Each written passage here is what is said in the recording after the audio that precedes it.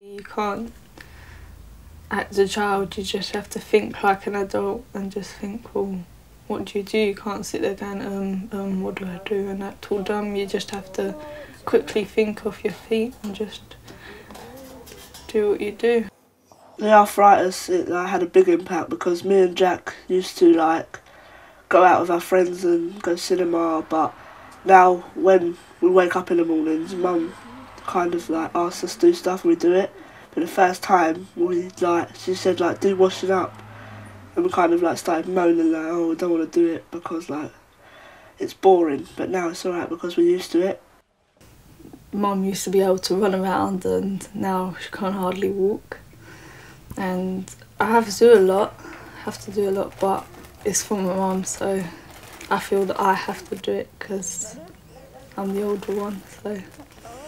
Young carers are any child or young person who's taking on the kinds of caring responsibilities that you'd normally expect an adult to take on. It's called cervical spondylosis, which is arthritis in the neck, but it's beginning to go into other joints as well now, so I'm getting in quite a lot of pain all the time now. It does restrict me for carrying baskets of washing and standing and cooking and, you know, carrying a hoover around, so I get quite a lot of help from the rest of the family with those sort of things now. I have nerve damage in both my feet. I have arthritis on the right side of my body, and I have sclerosis in my back, crooked spine there's damage in 3 places of the spine. And I have my hands, I can't do no, I have pain, quite bad pain in both. I can't pick nothing up. There's the hoovering and the washing and the ironing and that, but I think I just got used to it, so I just do it and then it's done quickly. And then the cooking, do every night, and in the morning doing the breakfast and that. Shopping, I sometimes get help with my nan, but if not, then I have to do it myself. And I suppose just writing letters, going to the doctors, making appointments for my mum, calling up hospitals and things like that. Jamie's 6 years old. He's Lewis and Jack's youngest brother. He's got some emotional and anxiety problems and some issues with behaviour, and most days is a bit of a roller coaster, and this also involves Lewis and Jack helping quite a lot because he's very physical. Looking after Jamie is very hard work, and it's a joint effort of me and my mum. She sits down with him and stuff like that, but I have to wake up in the middle of the night if he wakes up and try and get him back to sleep just to give my mum some more sleep. And I get a lot of help with housework from my brother Jack and stuff like that. I do washing up, he does hoovering, but it all works out to be hard work because you need a lot of sleep to do that, and you don't really get a lot with Jamie. My mum always says, oh, go and do your homework first, so I'm quickly doing that and trying to get that done, and then if I'm like, well, I'll leave that bit, I'll do that bit later, and then I go down, because even though Mum says, oh, well, it's important, Kelly, but to me, that's not important.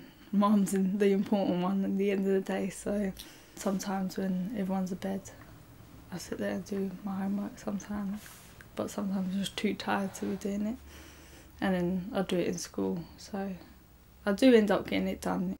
I'm worried about it, my future, because if I haven't got the right grades in SATs, I might not be able to get the job that I want, and that might mean not being able to get around in life and stuff like that. It is stressing, and it does make me tired, and I go to school grumpy, and I don't like it. I mean, I really don't like it, and it does make me just... And I can't cry in school, even though I sit there and I'm like, no, I won't do it, and because I don't want them to see me crying, so I'll just go home, put on the front, laugh about, joke about, and then just come home, back to doing what I do, and then just sit there, and when I'm on my own, just crying to myself, because I think that's the only thing you can do. Young carers often find that if they do talk to their teachers or their school, that the school will be really sympathetic, and it's just about having the courage to talk to them.